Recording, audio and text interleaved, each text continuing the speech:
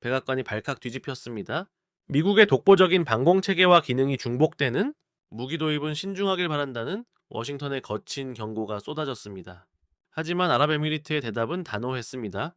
기존 미국 시스템은 치워두고 지금 당장 실전에서 증명된 한국의 무기를 가져오라는 것이었습니다. 70년 혈맹이라는 오랜 약속을 뒤로하고 국가 생존이 걸린 절박한 순간에 한국의 기술력을 선택한 중동의 이 파격적인 결단에 전 세계 안보 전문가들은 경악했습니다. 하지만 그 충격은 서막에 불과했습니다. 한국 창원에서 탄생한 미지의 무기가 실전을 치르는 영상이 공개되자 폴란드는 10조 원의 계약서를, 사우디아라비아는 25조 원을 들고 달려왔습니다. 루마니아, 노르웨이, 에스토니아까지 현찰을 들고 줄을 서기 시작했습니다. 미국이 지난 50년간 독점하며 쥐락펴락하던 중동의 방산 시장이 하룻밤 만에 무너져 내리기 시작한 것입니다. 그런데 이 거대한 대역 정국 속에서 정작 미국에서는 끝내 축하 전화 한 통 오지 않았습니다. 그 소름 돋는 이유를 지금부터 공개합니다. 전쟁에서 이겼음에도 불구하고 미국의 첫마디는 축하가 아니라 이번 중동 수출선을 넘지 않길 바란다는 차가운 경고장이었습니다. 저는 한화시스템 전략기획실의 박진혁 수석입니다. 올해 52살 머리는 반쯤 세웠고 조립 라인을 밥 먹듯 오가는 탓에 손톱 밑에는 늘 기름때가 가득합니다. 창원 공장에서 야간 근무조를 지휘하던 새벽이었습니다. 라인 위에는 청웅 미사일 10이 기가 나란히 누워 있었고 저는 조립 상태를 최종 검수하고 있었습니다. 그때 공장 텔레비전에서 속보가 터졌습니다. 이란이 미사일 세례를 퍼부었다는 소식이었습니다.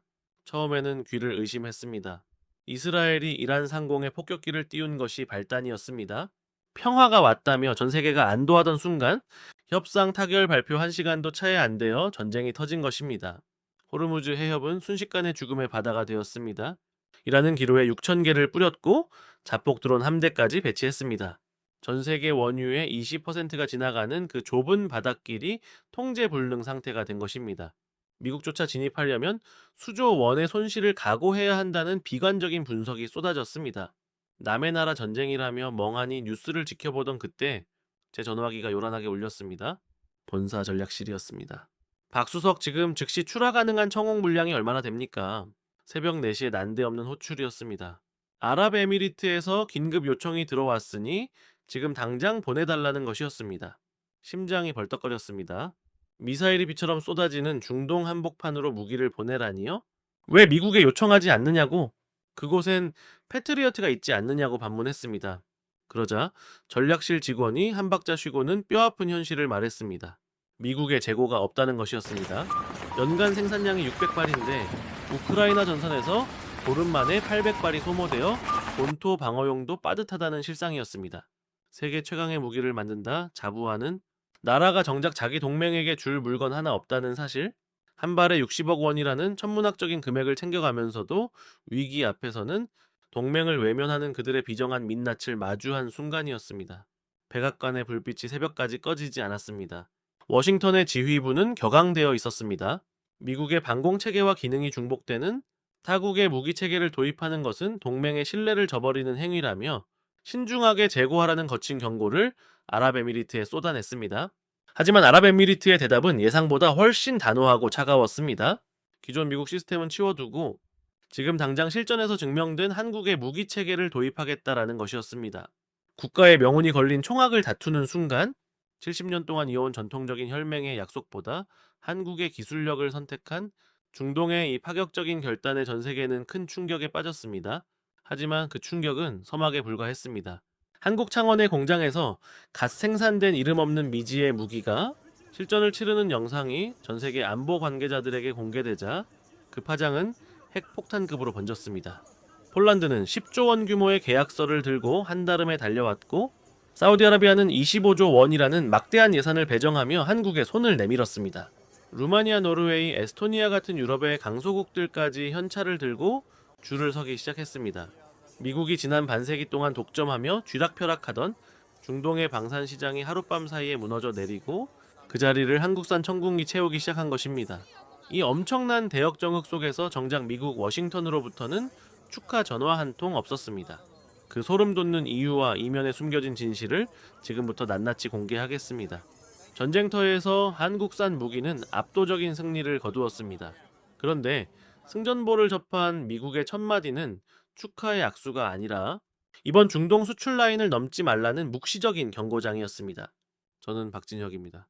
한화 시스템 전략기획실에서 방공망 프로젝트를 총괄하는 수석연구원이죠. 52살이라는 나이에 머리는 벌써 반쯤 희끗해졌고 손톱 밑에는 언제나 조립 라인을 오가며 묻은 기름때가 깊숙이 배어 있습니다. 창원 공장에서 밤샘 근무조를 지휘하던 새벽이었습니다. 정밀 검수를 위해 라인 위에 12기의 천공 미사일이 가지런히 누워 있었고 저는 조명 아래서 조립 상태를 마지막으로 꼼꼼히 점검하고 있었습니다. 그때 고요한 공장 안 텔레비전에서 다급한 속보가 터져 나왔습니다. 이란이 미사일 공격을 감행했다는 소식이었습니다. 처음에는 귀를 의심할 수밖에 없었습니다. 이스라엘이 이란 상공에 폭격기를 띄운 것이 도화선이었습니다. 협상 타결 발표가 나온 지 채 1시간도 지나지 않아 평화의 환상은 깨지고 다시 지옥 같은 전쟁이 시작된 것입니다. 호르무즈 해협은 순식간에 통제 불능의 죽음의 바다가 되었습니다. 이란은 해협 전체에 기로에 6,000개를 깔아두었고 자폭 드론 함대를 배치하여 접근하는 모든 함정을 조준했습니다. 전 세계 원유 물동량의 20%가 지나가는 그 좁은 바닷길이 순식간에 공포로 뒤덮였습니다. 미군 함대조차 섣불리 진입하지 못했습니다. 함정 한 척을 들여보낼 때마다 수조원의 손실을 감수해야 한다라는 비관적인 분석이 쏟아졌기 때문입니다. 저는 멍하니 텔레비전 속 뉴스를 지켜보고 있었습니다. 강 건너 불구경하듯 남의 나라 전쟁이라고만 생각했습니다. 그런데 10분도 차에 지나지 않아 제 직통 전화기가 요란하게 울렸습니다. 본사 전략실이었습니다. 박수석, 지금 당장 출하 가능한 천공 물량이 얼마나 됩니까? 새벽 4시 뜬금없는 질문이었습니다. 아랍에미리트에서 긴급 요청이 들어왔는데 지금 즉시 보내야 한다고 합니다. 제 심장이 거칠게 뛰기 시작했습니다. 아랍에미리트 중동 한복판입니다. 미사일이 비처럼 쏟아지는 바로 그 전장입니다. 왜 미국에 요청하지 않느냐고, 그곳엔 패트리어트가 있지 않느냐고 반문했습니다. 전략실 직원은 잠시 말을 잇지 못하다가 낮은 목소리로 답했습니다. 미국은 재고가 없답니다. 멍했습니다. 연간 생산량이 600발인데 우크라이나 전선에서 보름 만에 800발을 소진했답니다. 지금 본토 방어용 물량도 부족해 동맹국에 줄 여력이 전혀 없다는 것이었습니다. 세계 최강의 무기 체계를 만든다는 나라가 정작 자국 동맹의 안보 위기에는 물건 하나 내어줄 재고가 없다는 사실, 한 발에 60억 원이라는 천문학적인 비용을 챙겨가면서도 위기 앞에서는 가장 먼저 등을 돌리는 그들의 민낯을 목격한 순간이었습니다. 하늘이 찢어지는 듯한 굉음과 함께 120기의 자폭 드론이 벌떼처럼 몰려왔습니다. 레이더 화면은 온통 붉은 점으로 뒤덮였고 상황실은 순식간에 아수라장이 되었습니다. 미국제 패트리어트 시스템은 비명을 지르며 요격 신호를 보냈지만 너무나 많은 수에 적어도 표적 앞에서 속수무책이었습니다. 그들의 레이더는 한꺼번에 쏟아지는 수백 개의 물체를 구분하지 못하고 허공에 미사일만 낭비하고 있었습니다. 파이살 지휘관의 얼굴이 사색이 되었습니다. 이제 끝장인가 그가 절망적으로 중얼거렸습니다. 저는 숨을 죽이고 컨트롤러 위에 손을 올렸습니다. 지금이었습니다. 우리의 천공이 가진 진가가 드러날 시간은 바로 이때였습니다. 저는 차분한 목소리로 교전 수칙을 입력했습니다. 청홍의 다표적 동시 교전 능력, 이것이 바로 우리가 20년 동안 밤을 새우며 깎아 만든 한국 기술의 핵심이었습니다. 미사일 발사 버튼을 누르자 발사대에서 쉴 새 없이 불꽃이 뿜어져 나왔습니다. 꽝꽝꽝꽝. 허공을 가르는 미사일들이 마치 자석에 이끌리듯 드론들의 급소를 정확히 타격했습니다. 1초에 한 기씩 단 한 발도 빗나가지 않았습니다. 상황실 화면을 보던 모든 이들이 숨을 멈췄습니다. 미국 장비가 허둥대는 동안 우리 천공은 120기의 드론을 마치 게임을 하듯 차례차례 격추해 나갔습니다. 1기, 10기, 50기, 그리고 100기. 마지막 드론까지 화염에 휩싸여 사막 모래밭에 처박히자 상황실에는 정막만이 감돌았습니다. 파이살은 멍한 표정으로 제 모니터를 바라보았습니다. 격추율 100%. 파이살이 떨리는 손으로 제 작업복 어깨를 꽉 쥐었습니다. 박수석, 당신들이 지금 무슨 짓을 한 건지 압니까? 이 기적 같은 방어에 미국 장성은 통신 너머로 아무 말도 하지 못했습니다. 아니, 하지 않았습니다. 그 침묵은 패배의 인정이자 자신들이 그토록 무시했던 한국이라는 나라가 자신들의 기술을 완전히 압도해버렸다는 충격이었습니다. 저는 묵묵히 땀에 젖은 제 장비를 닦아냈습니다. 미국제 시스템은 한 발에 60억 원을 쓰며 동맹국을 지켜주지 못했지만 우리는 15억 원의 가성비로 완벽한 안보를 제공했습니다. 그날 밤 아랍에미리트의 사막에는 전례 없는 환호성이 터져 나왔습니다. 하지만 저 박진혁에게는 그게 끝이 아니었습니다. 전 세계 각국에서 걸려오는 의문의 전화들이 빗발치기 시작했으니까요. 워싱턴은 분노했고 한국은 세계 방산 시장의 새로운 중심이 되었습니다. 저는 다시 텔레비전을 켰습니다. 뉴스 속에서 다시금 이란의 공격 예고가 떴지만 이제 저는 두렵지 않았습니다. 우리의 청웅이 지키고 있으니까요. 다만 이제 우리가 넘어야 할 산은 미국이라는 거대한 그늘뿐이라는 사실이 더 명확해졌을 뿐입니다. 창원 공장은 그야말로 거대한 심장처럼 24시간 멈추지 않고 고동쳤습니다. 컨베이어 벨트는 쉼없이 돌아갔고 용접 불꽃은 마치 축제의 불꽃놀이처럼 밤하늘을 수놓았습니다. 하지만 그 활기찬 풍경 속에서도 제 마음 한구석은 늘 무거웠습니다. 주문이 쏟아지는 것은 분명 기쁜 일이었지만 동시에 미국으로부터 끊임없이 날아오는 경고장과 압박은 마치 목을 조여오는 올가미 같았기 때문입니다. 미국은 우리가 기술을 이전할 때마다 혹은 수출 규모가 커질 때마다 국제 규정을 들먹이며 우리를 흔들어댔습니다. 하지만 우리는 이미 멈출 수 없는 기차가 되어 있었습니다. 공장 한편에서 들려오는 희망찬 소식들이 저를 위로했습니다. 인도네시아 현지 엔지니어들이 우리의 기술을 배우기 위해 창원으로 몰려들고 있었습니다.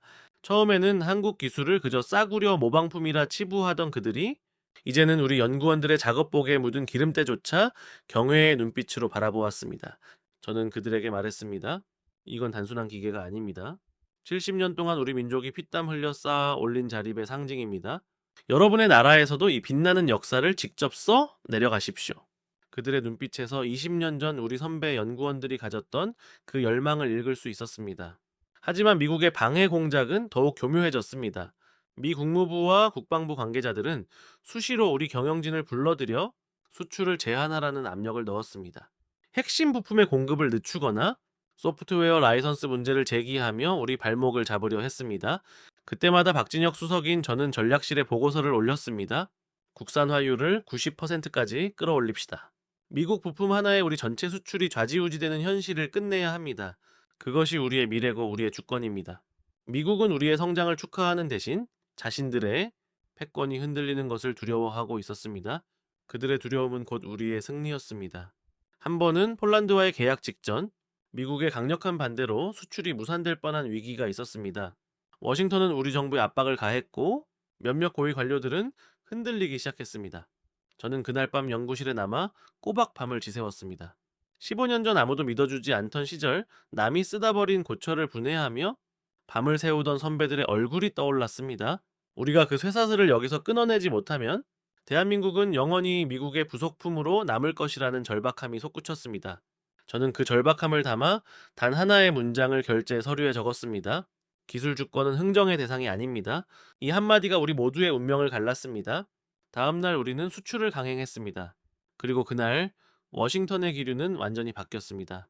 더 이상 한국은 말 잘 듣는 동맹국이 아니라 무시할 수 없는 경쟁자이자 대체 불가능한 파트너가 된 것입니다. 이제는 더 이상 미국이 우리를 가르치려 들지 않습니다. 오히려 우리에게 묻습니다. 한국은 어떻게 이 불가능을 해낸 것입니까? 저는 미소 지으며 대답합니다. 우리는 그저 불가능을 당연하게 받아들이지 않았을 뿐입니다. 그게 바로 대한민국입니다.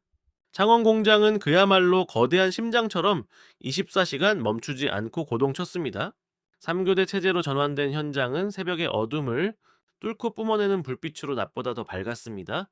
야간조 인원은 평소의 2배로 늘어났고 구미 공단 또한 쉬지 않고 레이더 모듈을 찍어내느라 비명을 질렀습니다. 수천 개의 작은 눈이라 불리는 AESA 레이더의 모듈들이 한국의 하늘과 전 세계의 방공망을 촘촘히 메우고 있었습니다. 뉴스 헤드라인은 매일같이 바뀌었습니다.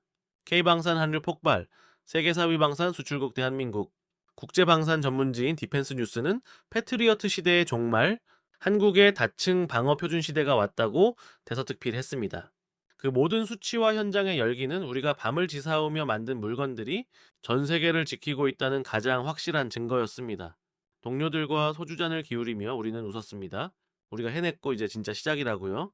그런데 그 찬란한 승전보 속에서 이상한 기류가 감지되었습니다. 네, 우리 방산 수출 규모가 5년 전 대비 2배 이상 뛰고 유럽과 중동, 중남미까지 그 영향력이 확산될 때 정작 미국으로부터는 축하 전화 한 통 오지 않았습니다.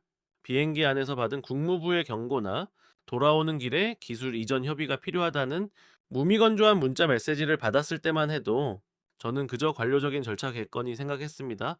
하지만 승전보에 대한 공식적인 환영 성명조차 없다는 것은 차원이 다른 문제였습니다. 동맹국이 거둔 거대한 성과에 대해 미국은 고작 국무부 홈페이지 한 줄로 한국의 방산 성장을 주시하고 있다는 차가운 반응을 보였을 뿐입니다. 그 불길한 징조는 즉각 현실이 되었습니다. 첫째, 한미 원자력 협정 재상 일정이 이유 없이 무기한 연기되었습니다. 워싱턴에서 만나기로 했던 약속은 날짜조차 사라졌습니다. 둘째, 경항모 사업인 시 VX와 관련된 미국 측 기술 검토 회의가 세 차례나 연기되었습니다. 우리 해군이 독자적인 항공모함 전력을 구축하려던 계획에 족쇄가 채워진 것입니다. 셋째, 핵잠수함 설계기술 협력 요청서가 사유조차 모호한 추가 검토 필요라는 이름으로 반려되었습니다. 전쟁터에서는 재고가 없다며 동맹을 내팽개쳤던 나라가 우리가 스스로의 힘으로 성취를 이루어내자 정작 자신들의 기술문을 걸어 잠그기 시작한 것입니다. 처음에는 시스템이 복잡해서 늦어지겠거니 자위했습니다. 하지만 본사 전략실에 눈치 빠른 후배가 내민 태블릿 하나가 모든 것을 바꾸었습니다. 서른도 안 된 그 친구가 건넨 미국 국무부의 내부 분석 보고서, 한국 방산 체계의 락인 효과와 전략적 함이라는 제목의 문건은 충격 그 자체였습니다. 내용은 단순했습니다. 한국에 천공 레이더를 도입하면 호환성 문제로 자연스럽게 천무와 현무 타격 체계까지 한국 독자 플랫폼으로 묶이게 된다는 것입니다. 거기엔 미국 코드가 단 1%도 섞여 있지 않으니 한번 들어오면 미국이 더 이상 개입하거나 빠져나갈 틈을 주지 않는다는 구조적 독립성을 지적하고 있었습니다. 미국은 지금 한국의 기술이 자신들의 영향권 밖으로 완전히 탈출했다는 사실을 누구보다 잘 알고 있었고, 바로 그 독자적인 생태계야말로 미국이 우리를 더 이상 함부로 할 수 없게 만드는 가장 강력한 무기임을 직감하고 있었습니다. 보고서는 이렇게 결론 내리고 있었습니다. 한국의 방산이 이대로 독립적인 생태계를 완성한다면 그것은 미국의 무기 체계가 더 이상 세계 표준이 될 수 없음을 의미하는 전략적 재앙이라고 말입니다. 창원 공장은 그야말로 거대한 심장처럼 24시간 멈추지 않고 고동쳤습니다. 3교대 체제로 전환된 현장은 새벽의 어둠을 뚫고 뿜어내는 불빛으로 낮보다 더 밝았습니다. 야간주 인원은 평소의 2배로 늘어났고, 구미공단 또한 쉬지 않고 레이더 모듈을 찍어내느라 비명을 질렀습니다. 수천 개의 작은 눈이라 불리는 AESA 레이더의 모듈들이 한국의 하늘과 전 세계의 방공망을 촘촘히 메우고 있었습니다. 뉴스 헤드라인은 매일같이 바뀌었습니다. K방산 하늘 폭발, 세계 4위 방산 수출국 대한민국, 국제방산 전문지인 디펜스 뉴스는 패트리어트 시대의 종말, 한국의 다층 방어 표준 시대가 왔다고 대서특필 했습니다. 그 모든 수치와 현장의 열기는 우리가 밤을 지사으며 만든 물건들이 전 세계를 지키고 있다는 가장 확실한 증거였습니다. 동료들과 소주잔을 기울이며 우리는 웃었습니다. 우리가 해냈고 이제 진짜 시작이라고요. 그런데 그 찬란한 승전보 속에서 이상한 기류가 감지되었습니다. 우리 방산 수출 규모가 5년 전 대비 2배 이상 뛰고 유럽과 중동, 중남미까지 그 영향력이 확산될 때 정작 미국으로부터는 축하 전화 한 통 오지 않았습니다. 비행기 안에서 받은 국무부의 경고나 돌아오는 길에 기술 이전 협의가 필요하다는 무미건조한 문자 메시지를 받았을 때만 해도 저는 그저 관료적인 절차겠거니 생각했습니다. 하지만 승전보에 대한 공식적인 환영 성명조차 없다는 것은 차원이 다른 문제였습니다. 동맹국이 거둔 거대한 성과에 대해 미국은 고작 국무부 홈페이지 한 줄로 한국의 방산 성장을 주시하고 있다는 차가운 반응을 보였을 뿐입니다. 그 불길한 징조는 즉각 현실이 되었습니다. 첫째, 한미 원자력 협정 재상 일정이 이유 없이 무기한 연기되었습니다. 워싱턴에서 만나기로 했던 약속은 날짜조차 사라졌습니다. 둘째, 경항모 사업인 시 VX와 관련된 미국 측 기술 검토 회의가 세 차례나 연기되었습니다. 우리 해군이 독자적인 항공모함 전력을 구축하려던 계획에 족쇄가 채워진 것입니다. 셋째, 핵잠수함 설계 기술 협력 요청서가 사유조차 모호한 추가 검토 필요라는 이름으로 반려되었습니다.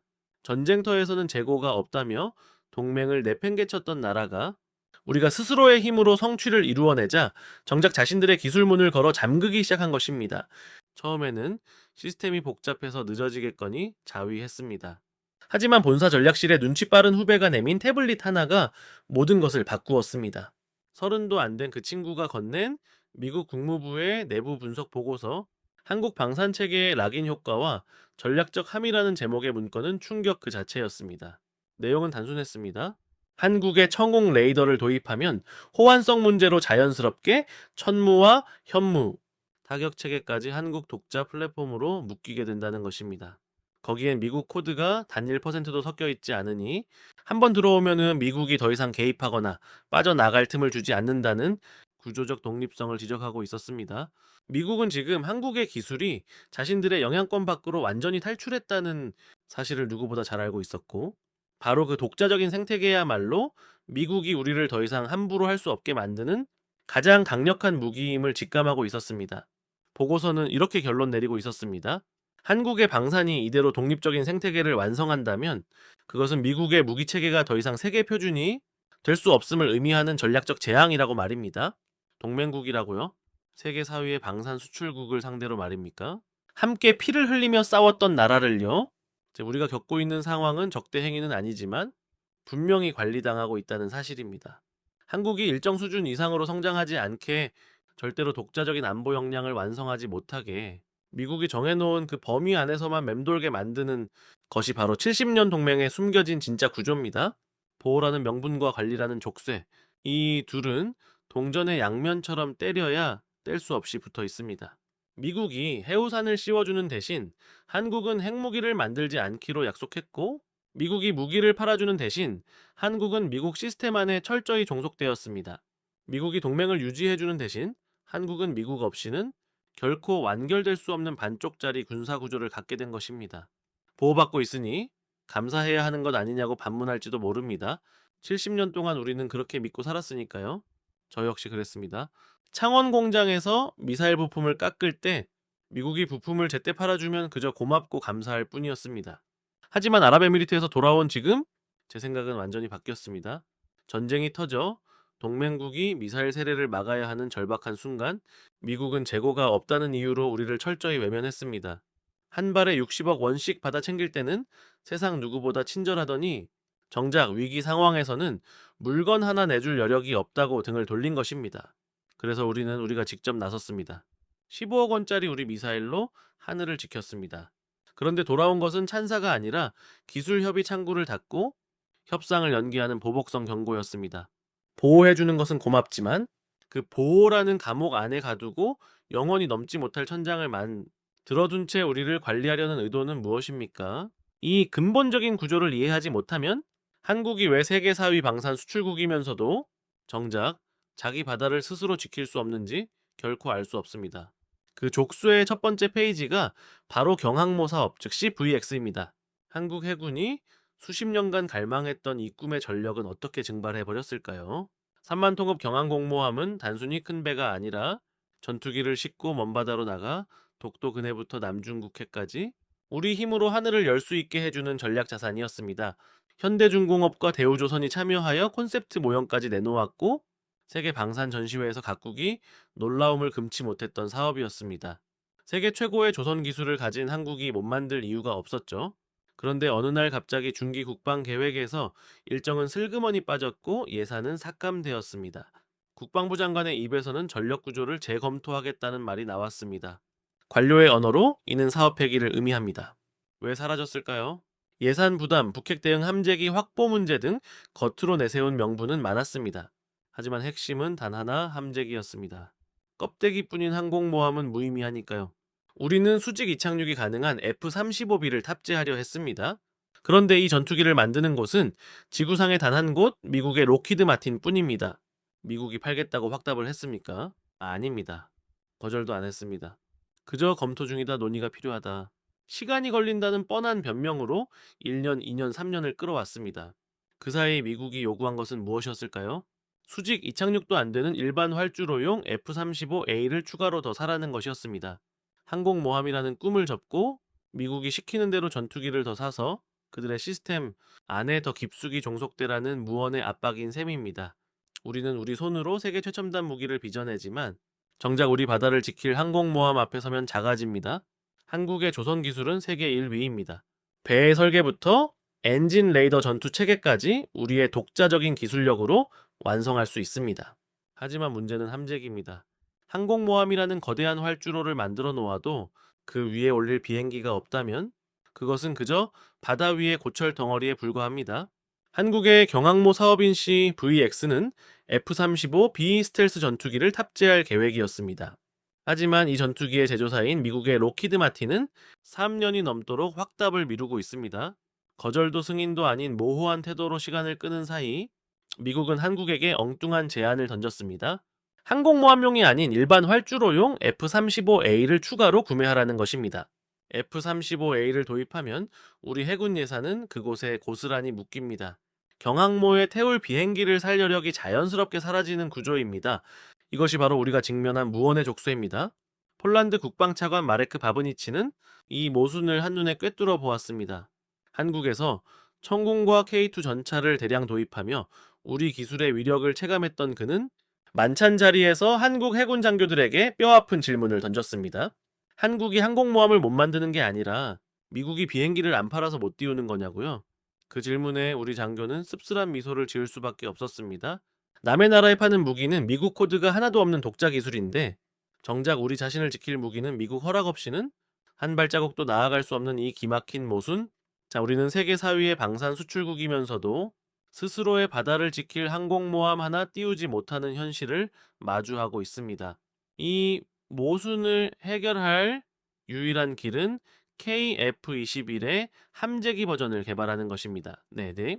우리 힘으로 만든 전투기가 우리 항공모함에서 이착륙하는 날, 비로소 우리는 미국산 전투기라는 인질로부터 해방될 것입니다. 하지만 그 길에는 돈과 시간이 필요하고 그 사이 경항모 사업은 서랍 속으로 밀려나고 있습니다. 그리고 이보다 더 깊은 심연에는 핵잠수함이라는 또 다른 거대한 벽이 존재합니다. 핵잠수함은 항공모함보다 훨씬 더 강력한 전략자산입니다. 이미 장보고 3급 3천 통업 잠수함을 자체 설계하고 건조할 만큼 우리의 잠수함 기술은 세계적 수준에 도달했습니다. 하지만 디젤 잠수함은 수면 위로 공기를 마시러 올라와야 하는 치명적인 한계가 있습니다.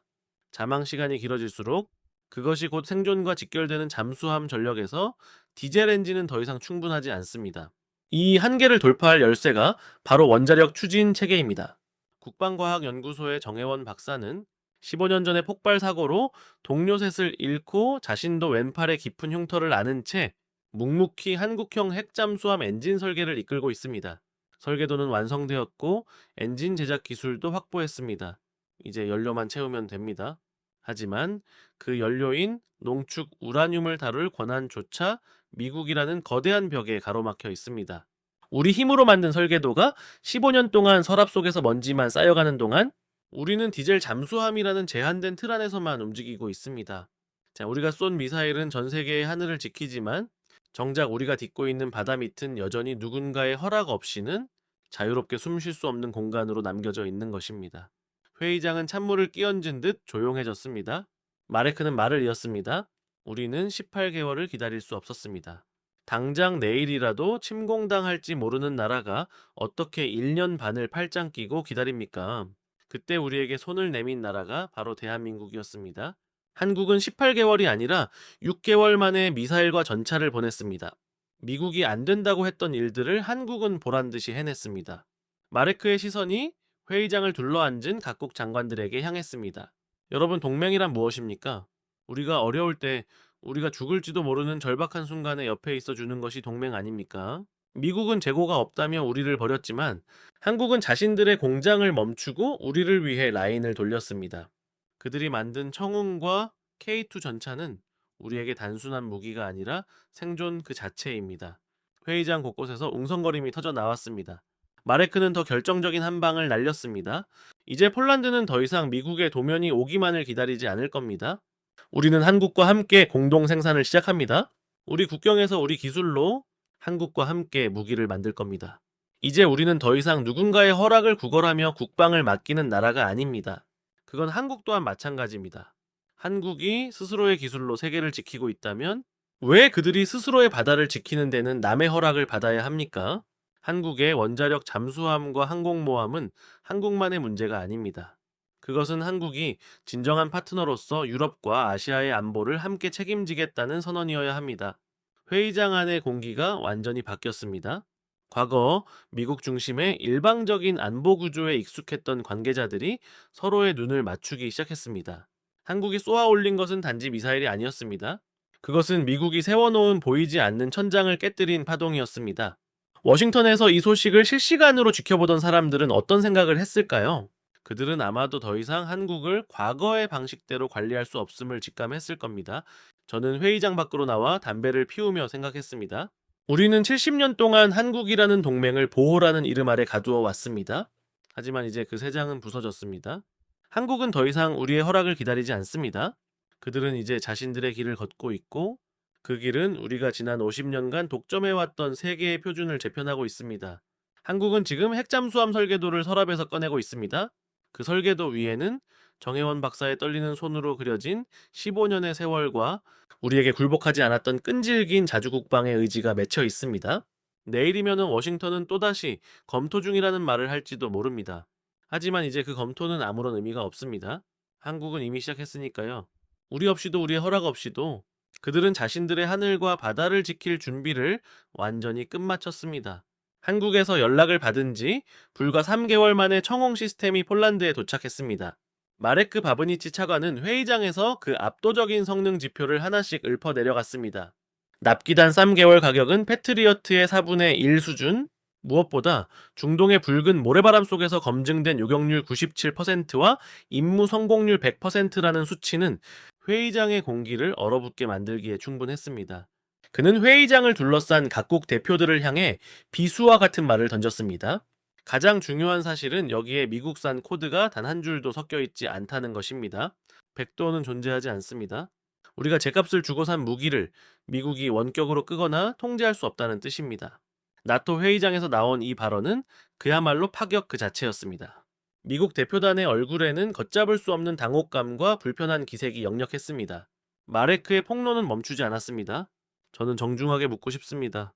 한국은 우리를 진정한 고객으로 대우하며 기술 이전은 물론 현지 생산 패키지까지 제안했습니다. 네, 우리 공장에서 우리 노동자들이 직접 한국 무기를 조립하고 정비할 수 있도록 문을 활짝 열어주었죠. 그런데 미국은 지난 세월 우리를 무엇으로 보았습니까? 단순히 무기를 파는 시장으로만 보았습니까? 아니면 자신들의 통제 아래 있는 하청업체로 보았습니까? 대답은 없었습니다. 침묵만이 흐르는 회의장에서 루마니아 국방장관이 마레크에게 다가와 조용히 말을 건넸습니다. 우리도 한국 시스템 도입을 심각하게 검토하고 있다고 말입니다. 에스토니아와 노르웨이 대표들도 뒤이어 명함을 건네며 한국 무기 체계의 공동 도입을 논의하자고 제안했습니다. 한국 무기가 나토 안보의 새로운 혈관으로 물밀듯이 흘러들고 있었습니다. 중동의 상황은 더욱 극적이었습니다. 아랍에미리트는 누구보다 먼저 한국의 품에 안겼습니다. 전쟁터라는 지옥에서 청웅이 자신들의 하늘을 완벽하게 지켜내는 모습을 두 눈으로 직접 목격했으니까요. 사우디아라비아는 25조 원이라는 전례 없는 규모의 계약서를 들고 나타났고 이집트와 이라크까지 한국산 방산 플랫폼을 향해 줄을 섰습니다. 이 거대한 흐름의 핵심에는 락인 효과가 있었습니다. 청홍 레이더를 도입하면 천무 발사 시스템과 현무 타격 체계가 유기적으로 연결됩니다. 그 모든 플랫폼이 순수 한국 기술로 구축되어 있기에 한번 한국 시스템에 올라타면은 미국산 소프트웨어에 간섭 없이 완전한 자주 안보를 구현할 수 있는 것입니다. 미국이 가장 당황한 지점이 바로 여기였습니다. 미 국무부의 분석관 캐서린 노학은 이 현상을 두고 두 번째 내부 메모를 작성했습니다. 첫 번째보다 훨씬 긴박한 어조였습니다. 한국 방산 체계의 락인 효과가 예상보다 훨씬 빠르게 확산되고 있다는 내용이었습니다. 동맹국들이 미국 시스템에서 이탈하는 속도가 가속화되고 있으며 이는 단순한 군사적 무기 교체가 아니라 전략적 영향력 자체가 구조적으로 약화되고 있다라는 뼈아픈 분석이었습니다.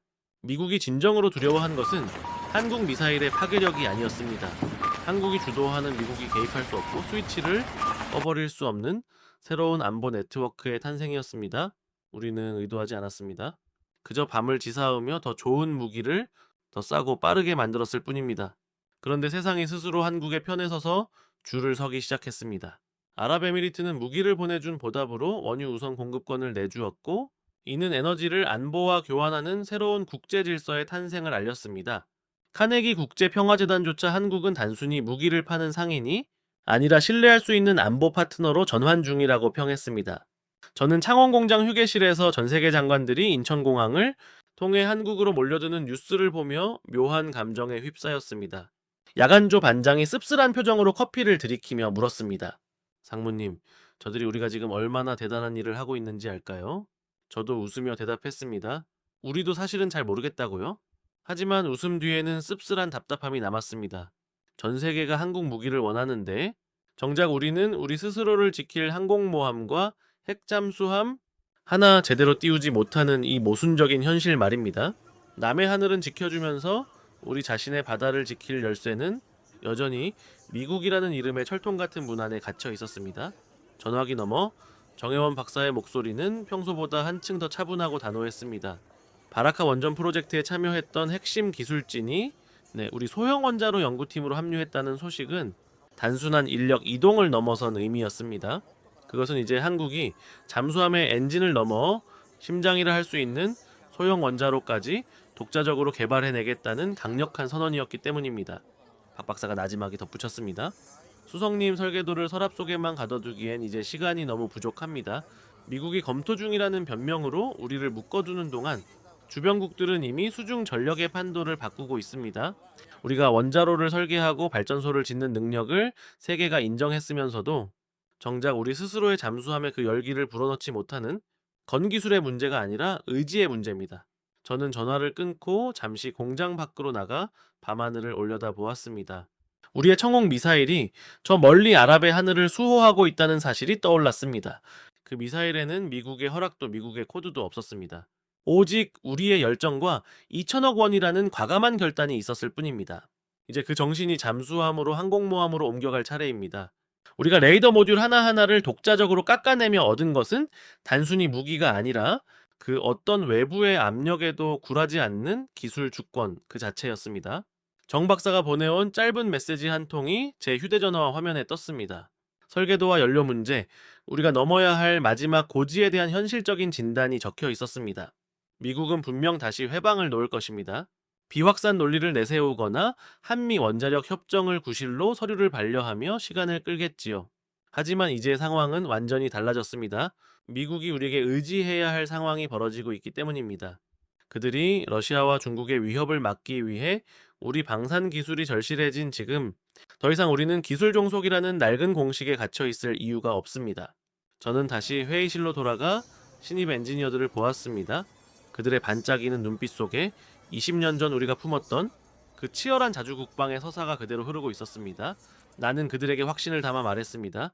우리는 결코 미국이라는 거대한 그늘 아래서 평생 머물지 않을 것입니다.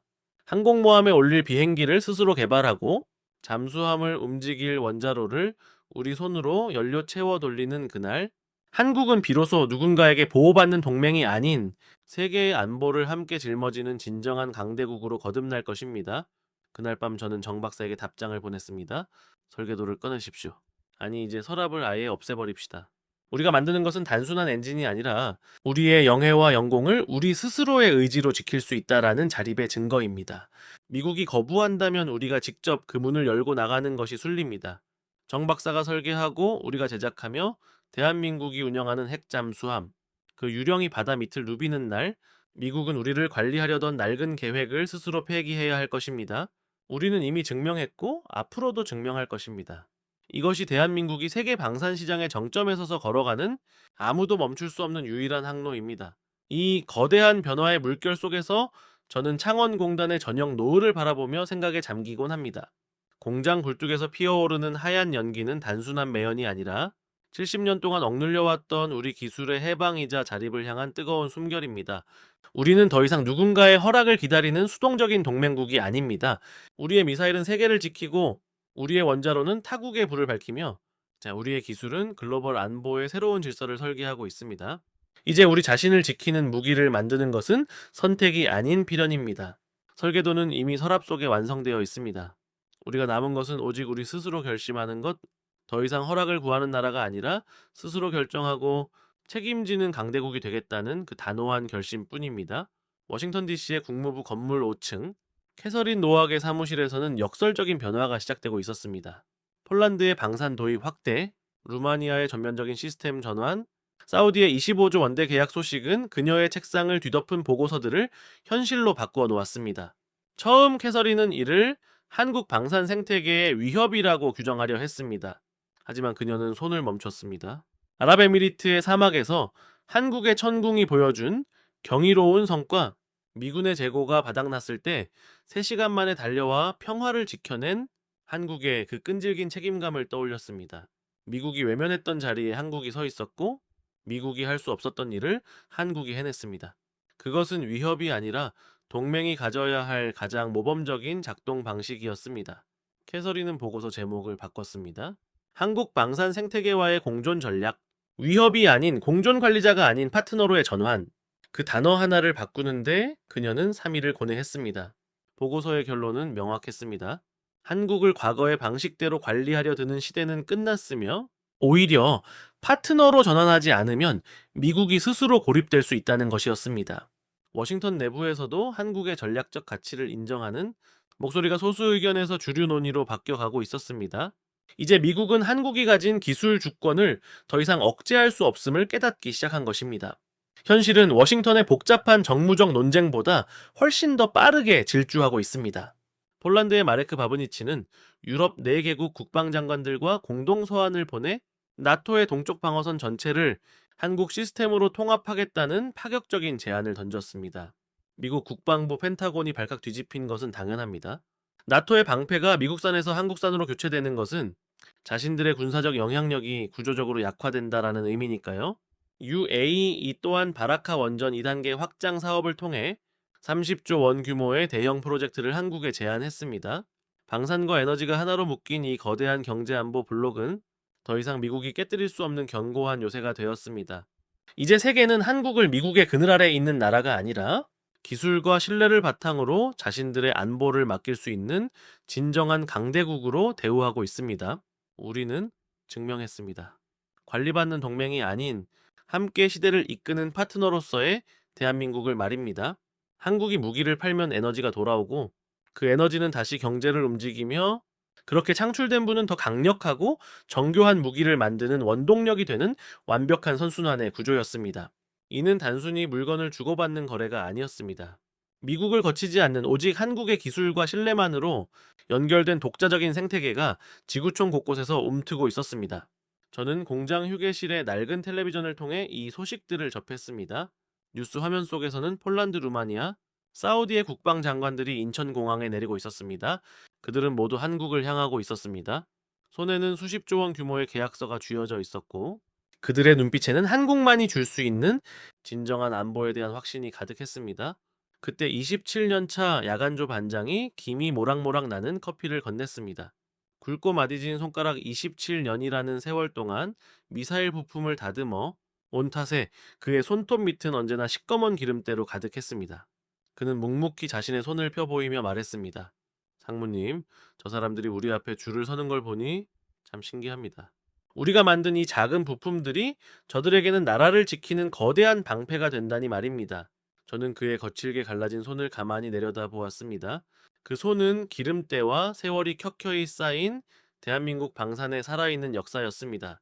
예, 반장님, 이 손이 지금 세계를 바꾸고 있는 겁니다. 그는 쑥스러운 듯 멋쩍게 웃었지만 이내 눈빛을 바꾸며 물었습니다. 그런데 상무님, 남의 나라 지킬 무기만 만들지 말고 이제 우리 해군의 항공모함은 언제 띄우는 겁니까? 남의 손에 쥐어줄 방패 말고 우리 바다를 지킬 든든한 우리 배도 이제 슬슬 만들어야 하지 않겠습니까? 저는 대답 대신 씁쓸한 미소를 지었지만 제 속마음도 그와 다르지 않았습니다.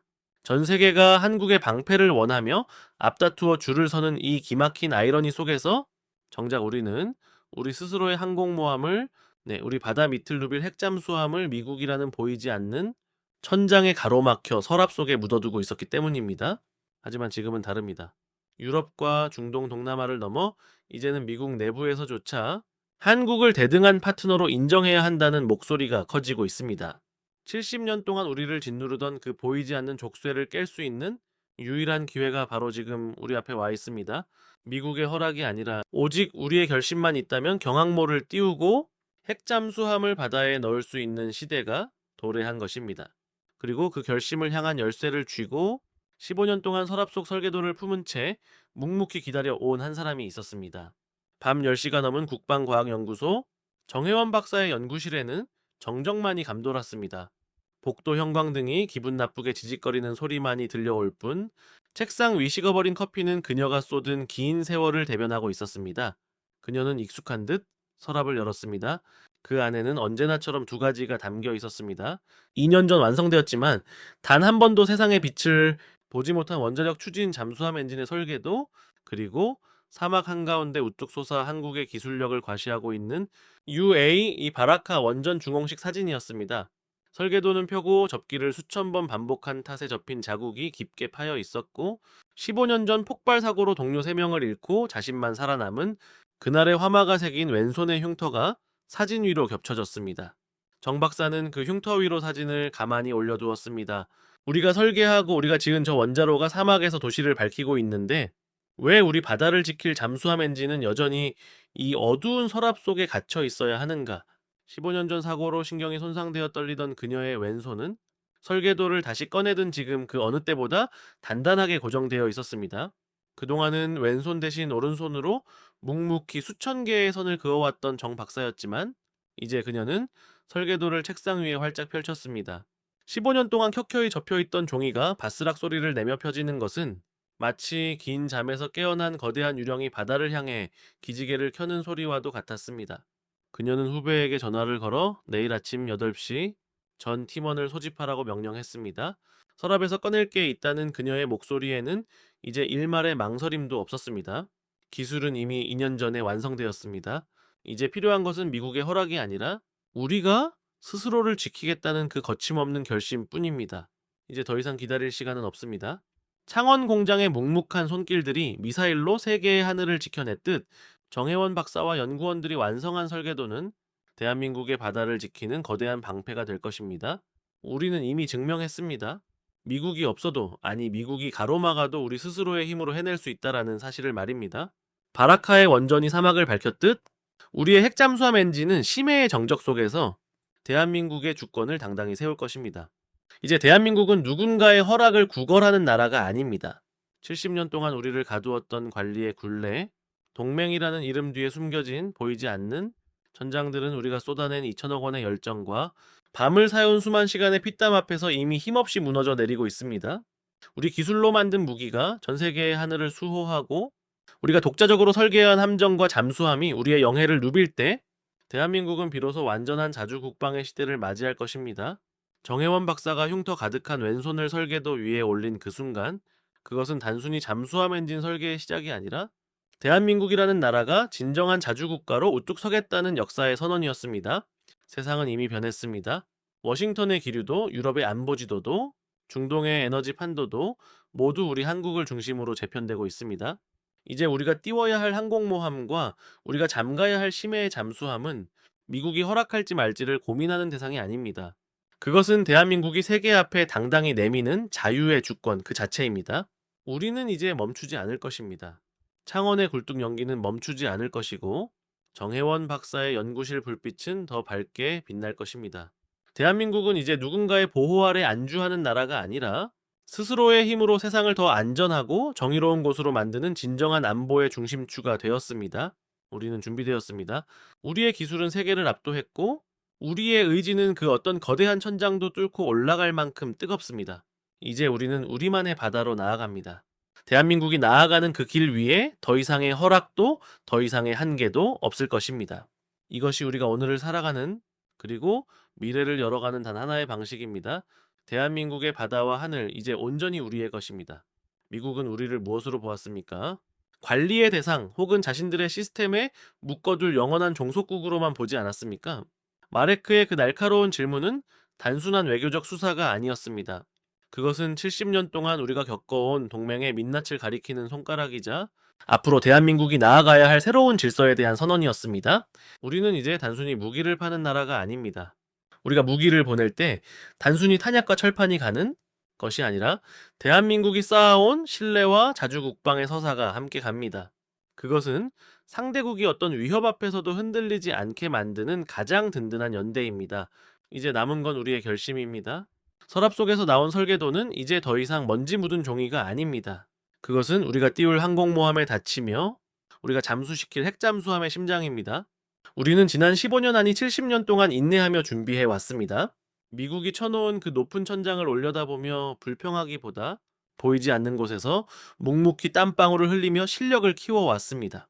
이제는 그 천장이 먼저 우리를 올려다보게 만들 때가 왔습니다. 대한민국은 이제 보호받는 동맹에서 스스로의 힘으로 세계의 평화를 지키는 진정한 파트너로 거듭났습니다. 마지막으로 여러분께 묻고 싶습니다. 우리는 이제 무엇을 선택할 것입니까? 멈춰서서 누군가의 허락을 다시 구할 것입니까?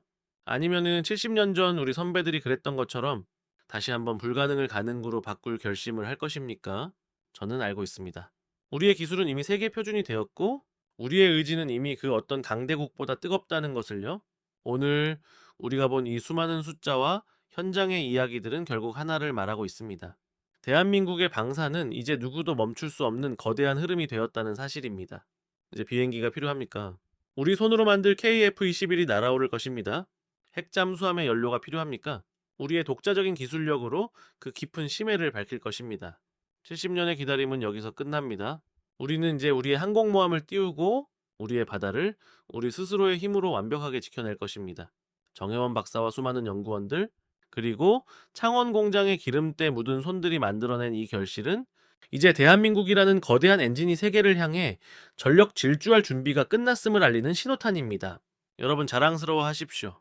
오늘 우리가 목격한 것은 단순한 방산의 성장이 아니라 대한민국이라는 나라가 그토록 갈망해온 진정한 자유와 주권의 완성입니다. 역사는 기록할 것입니다. 2026년 대한민국이 스스로의 손으로 그 마지막 천장을 뚫고 비상했던 그날을 말입니다. 이제 우리의 시대입니다. 우리의 바다와 하늘을 향해 힘차게 나아갑시다.